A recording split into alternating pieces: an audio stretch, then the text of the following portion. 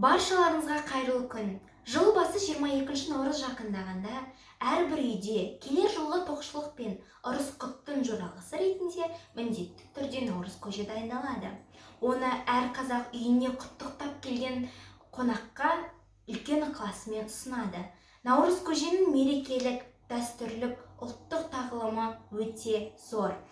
Бүгін мен сіздерге өзімнің пісіретін наурыз көженің рецептісімен бөлісемін.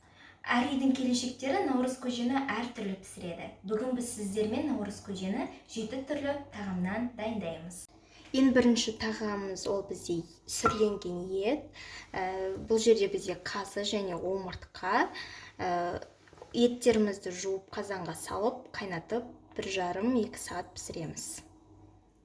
Содан кейін тары, күріш, бидай жармасы, сүт, сүзбелі құрт және де тұз. Етіміз дайын болды. Енді осы етімізді сүзіп аламыз.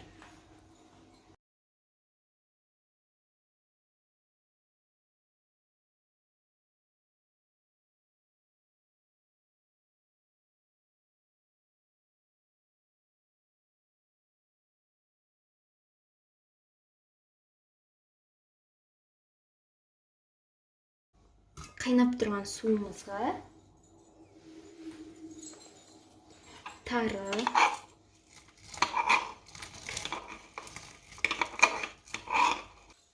күріш,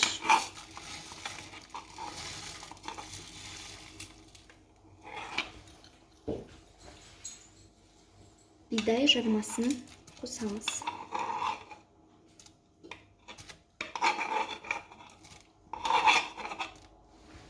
Араластырамыз. Жарты сағаттай пісіреміз. Содан кейін тұз қосамыз. Суыған етімізді ұсақтап тураймыз.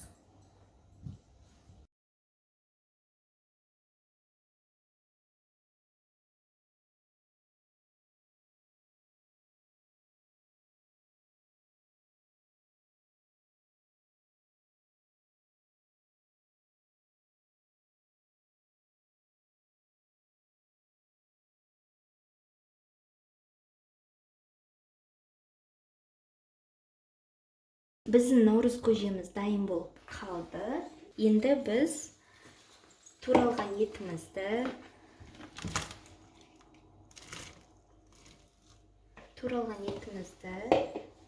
және де құртымызды, және де сүтімізді қосамыз. Қосып, араластырамыз.